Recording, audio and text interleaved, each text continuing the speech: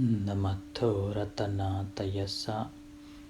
May I pay homage to Triple Zim, the Buddha, Dhamma, and the Sangha.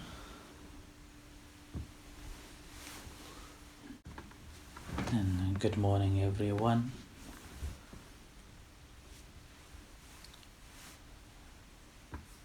So this is time for the practice of a meditation.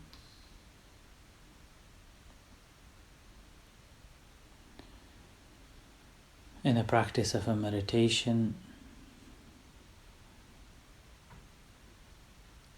there are two techniques, the Samatha and vipassana. Samatha meditation is a calm abiding, a technique that brings peace and a calmness of the mind. In a vipassana, meditation is to understand things as they truly are.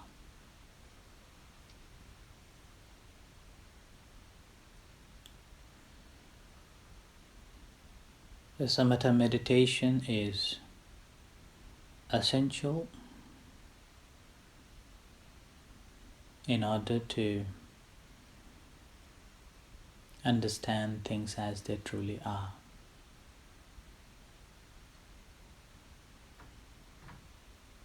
So first practice is to calm our mind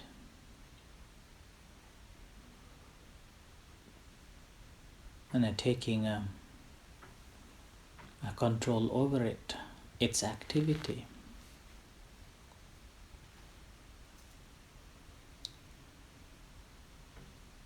And gradually developing awareness to see things as they truly are.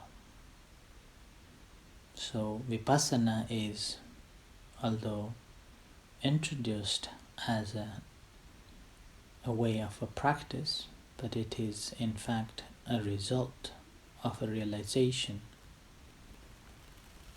By practicing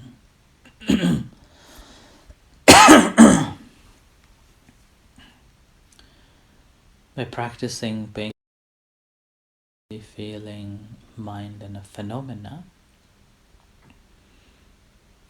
the realization of the true nature of it is the vipassana.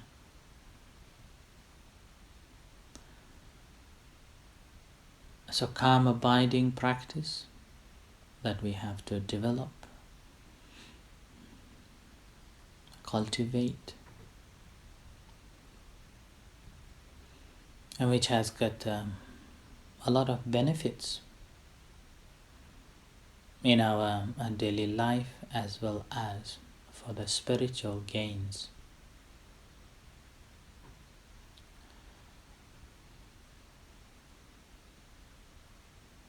So in the practice of a calm abiding, we use one of the objects to pay attention to.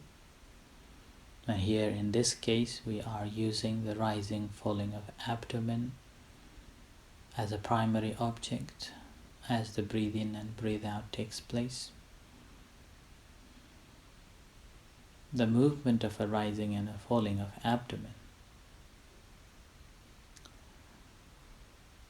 So paying attention to the arising and a falling of the abdomen as it occurs, an ability to be mindful of it continuously,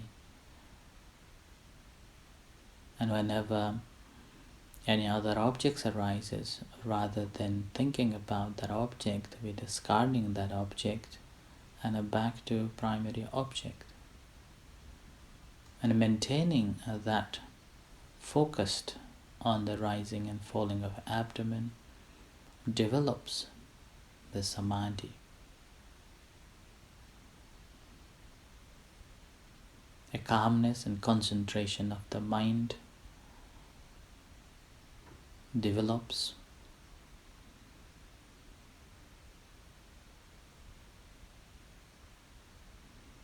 And meanwhile, when we are practicing a walking meditation, ability to pay attention to the each steps without confusing and blurred, an ability to maintain the technique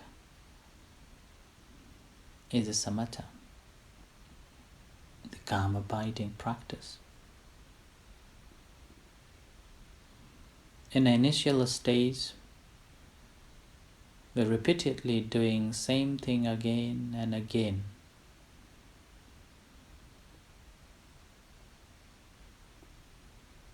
In order to be familiar with it is a samatha, the calm abiding practice.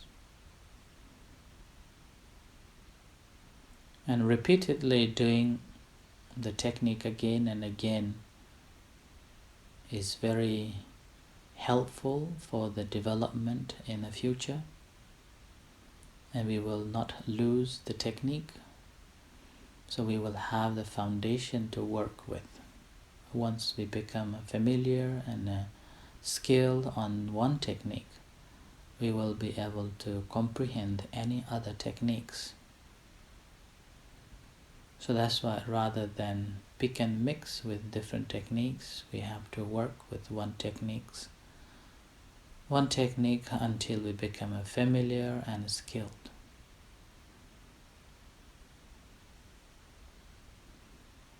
So practice as we are meditating, sitting meditating, relax the mind and bring the attention to the rising and falling of abdomen. And as it rises and as it falls, mentally making a note of the rising, falling, the rising, falling. So this is the technique. It is just a tool, not the ends of it. It's just a mean.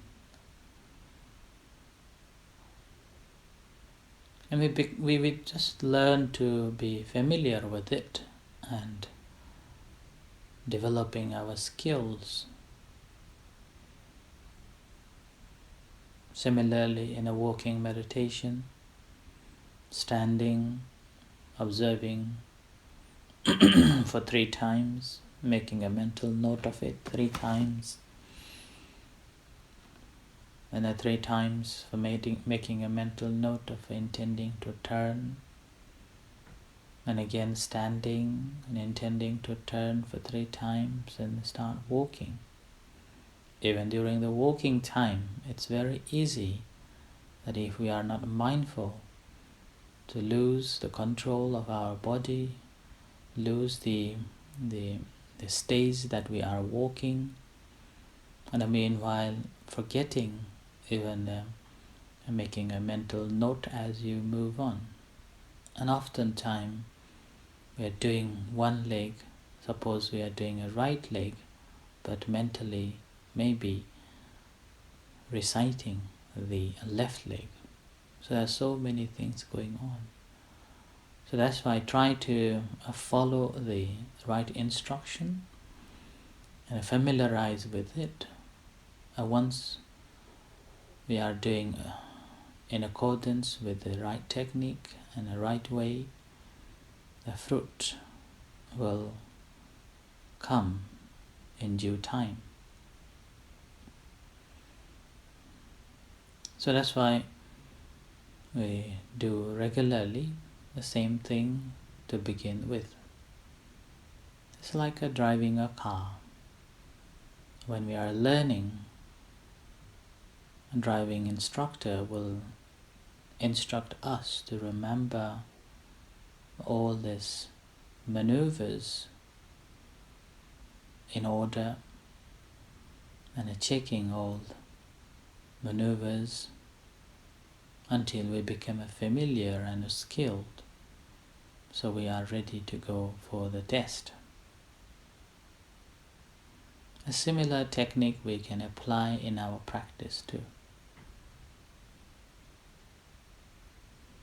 And with this, the first benefit will occur is that we will be able to tame our mind And that taming our mind brings calmness, brings the peaceful state of the mind. A joy and happiness develops.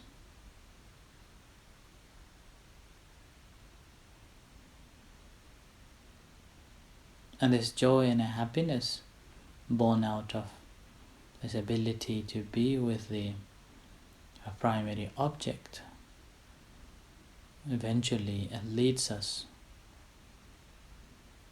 to develop the awareness and a comprehension about the things, the phenomena as they truly are.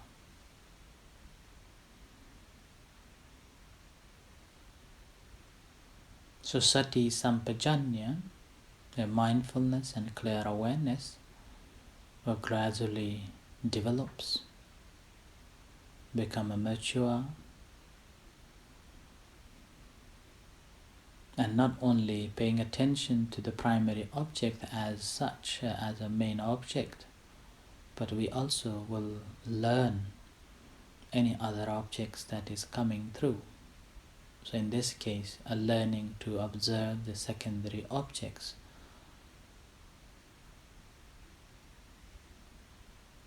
And as primary objects become only the foundation that we are standing on, or a home base that we are staying, but in the meantime we have to go and work.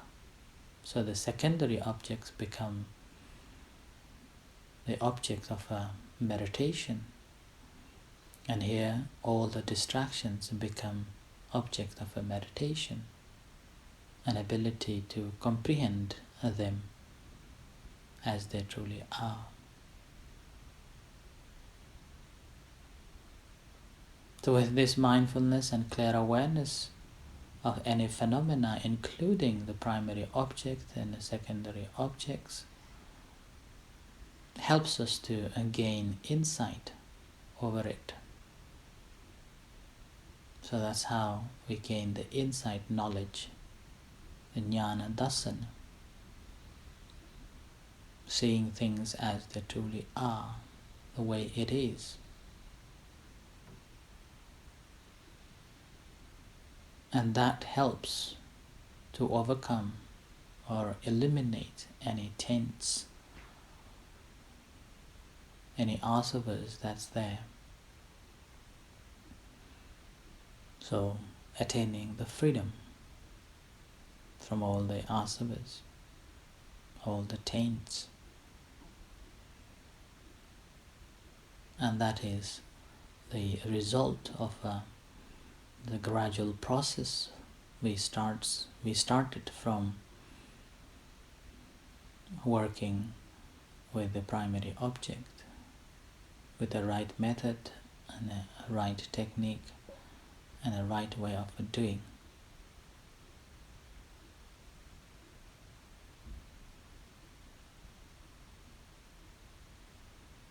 So with this in mind, continue practicing.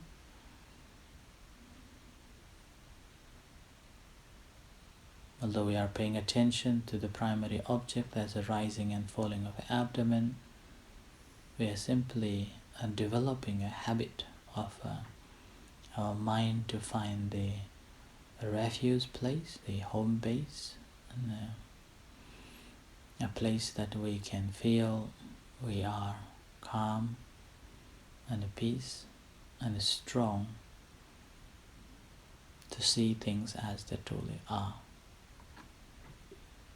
So in its initial stage, as we are paying attention to the rising and falling of the abdomen, whenever other objects arises, which is known as a distraction, so observe, acknowledge, note and let go, and back to the primary object.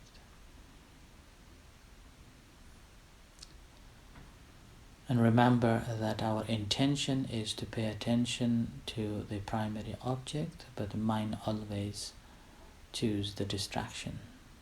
So in this case, patiently observing all the distractions, acknowledging them and noting a distraction as thinking or if that's thought, the thinking, pain, itchiness,